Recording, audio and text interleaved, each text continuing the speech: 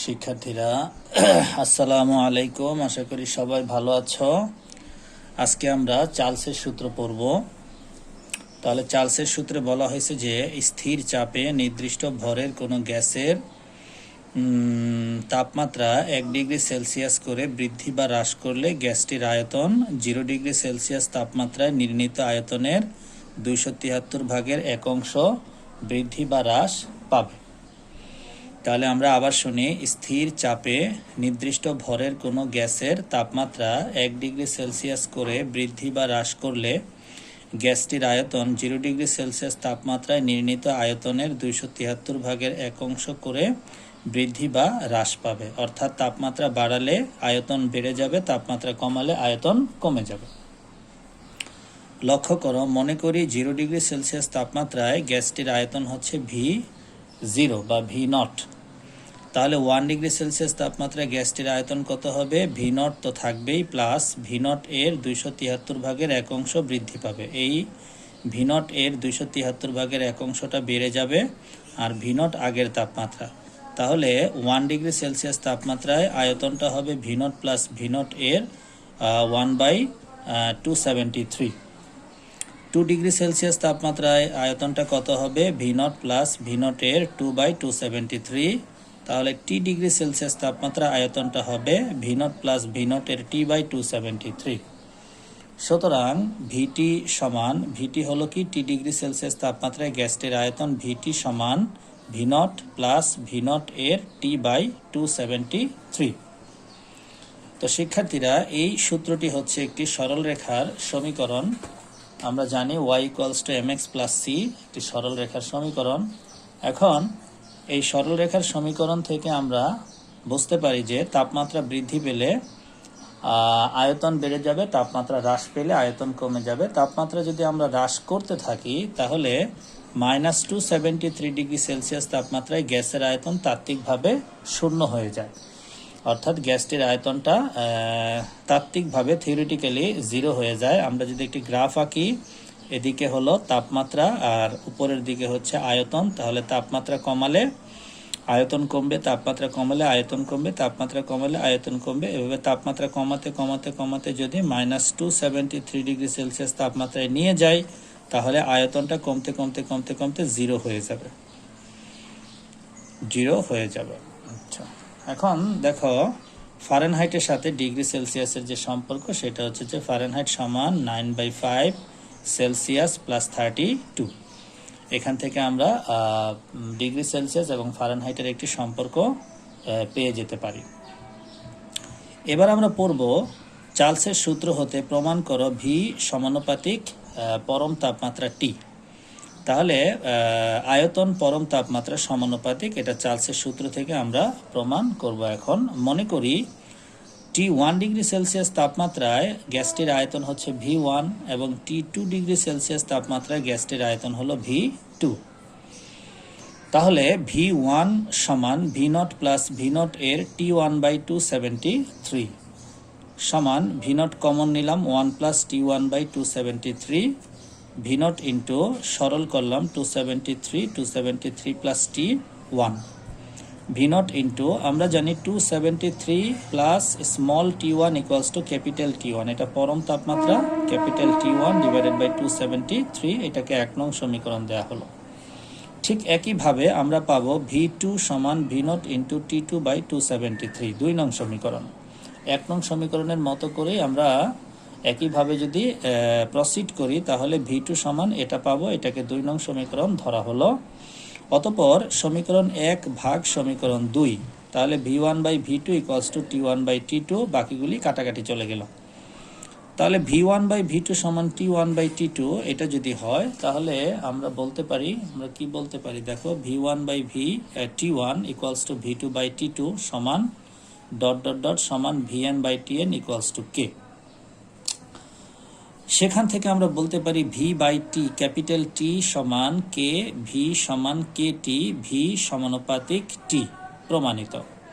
অর্থাৎ তাপমাত্রা পরম তাপমাত্রা বেড়ে গেলে আয়তন বাড়বে, পরম তাপমাত্রা কমলে আয়তন কমবে, বা তাপমাত্রা বাড়লে আয়তন বাড়বে, তাপমাত্রা কমলে আয়তন বাড়বে। তাপমাত্রার সাথে আয়তনের সম্পর্কটা হচ্ছে একটি সমানুপাতিক সম্পর্ক। তাহলে এটা আমরা প্রমাণ করলাম। অতঃপর লক্ষ্য করো, আমরা যদি এবার বয়েল এবং চার্লসের সূত্রকে সমন্বয় করি তাহলে আমরা কি পাই দেখো, বয়েল ও চার্লসের সূত্রের সমন্বয়। তাহলে দেখো, বয়েলের সূত্রে আমরা জানি ভি সমানুপাতিক 1/p, আর চার্লসের সূত্র থেকে আমরা জানি ভি সমানুপাতিক ক্যাপিটাল টি। বয়েলের সূত্রে তাপমাত্রা স্থির থাকে, চার্লসের সূত্রে চাপ স্থির থাকে। তাহলে সমীকরণ 1 এবং 2 কে যদি সমন্বয় করি তাহলে ভি সমানুপাতিক T/P, বা ভি সমান KT/P, বা পিভি সমান KT, বা PV/T সমান K। তাহলে এখান থেকে আমরা বলতে পারি যে P1 V1/T1 equals to P2 V2/T2 সমান ... Pn Vn/Tn সমান K। তাহলে আমরা এই সমীকরণটা পেয়ে গেলাম P1 V1/T1 equals to P2 V2/T2। তাহলে এই সম্পর্কটাকে কি সম্পর্ক বলা হয়? লক্ষ্য করো, এই সম্পর্কটাকে বলা হবে চাপ, আয়তন, তাপমাত্রার সাথে সম্পর্ক। অর্থাৎ চাপ, আয়তন এবং তাপমাত্রার যে সম্পর্ক, সেই সম্পর্কটা হচ্ছে P1 V1/T1 equals to P2 V2/T2।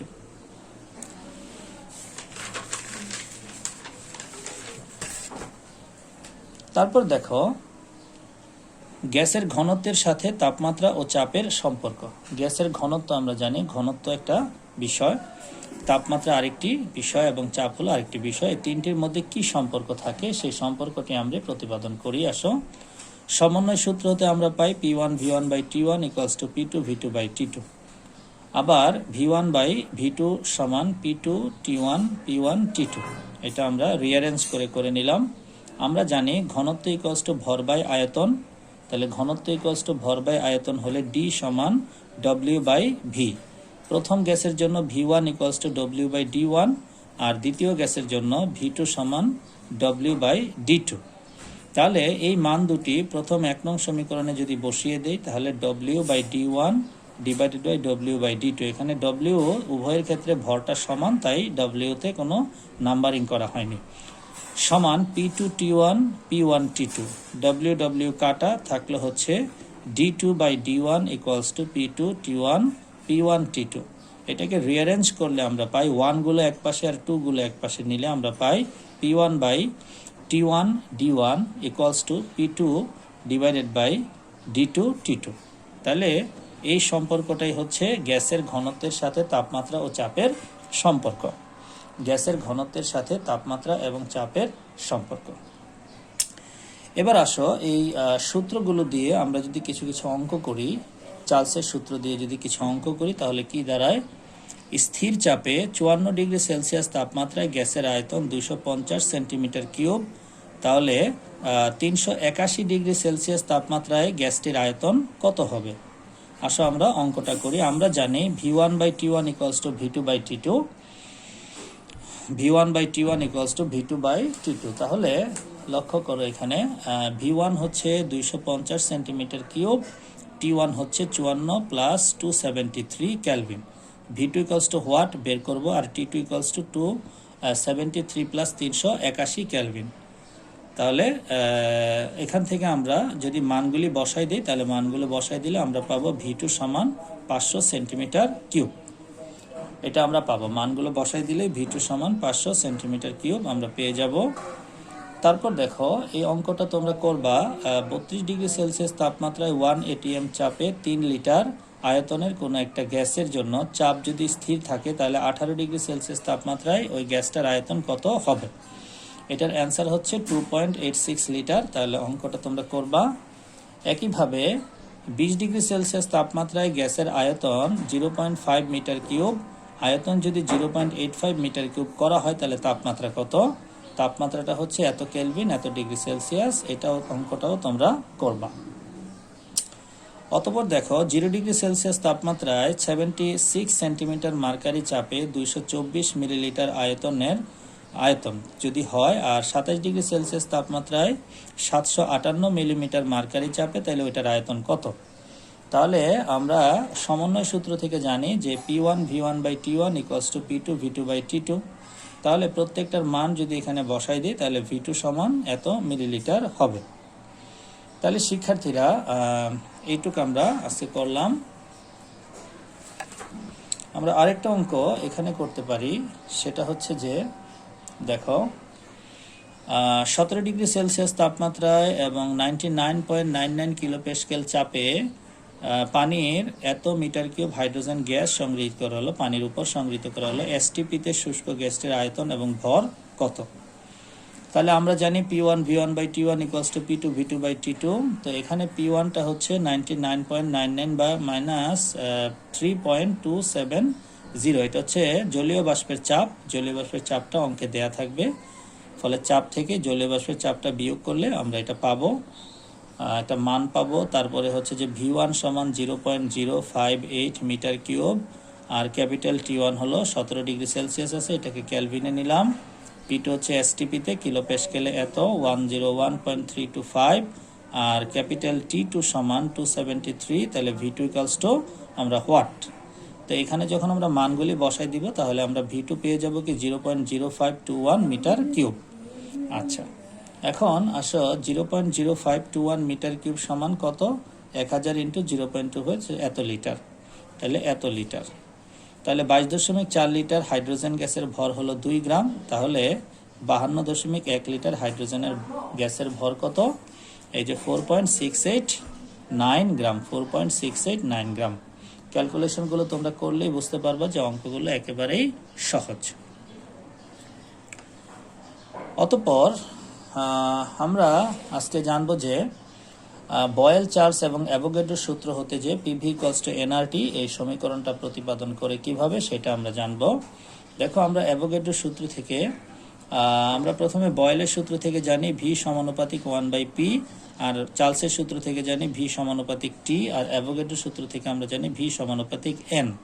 এবার এই 1, 2, 3 তিনটি সূত্রকে যদি সমন্বয় করি তাহলে আমরা পাবো V = NT/P, অতঃপর V = NTK/P বা PV = NKT। এখন K এর বদলে যদি আমরা মোলার গ্যাস দ্রবক R বসাই তাহলে সুতরাং PV = nRT, প্রমাণিত। তাহলে শিক্ষার্থীরা, আজকে আমরা PV = nRT পর্যন্ত জানলাম। আজকে এ পর্যন্ত থাকুক, ইনশাল্লাহ পরবর্তী ক্লাসে আমরা সামনের লেসনগুলো পড়ব। ততদিন পর্যন্ত আল্লাহ হাফেজ।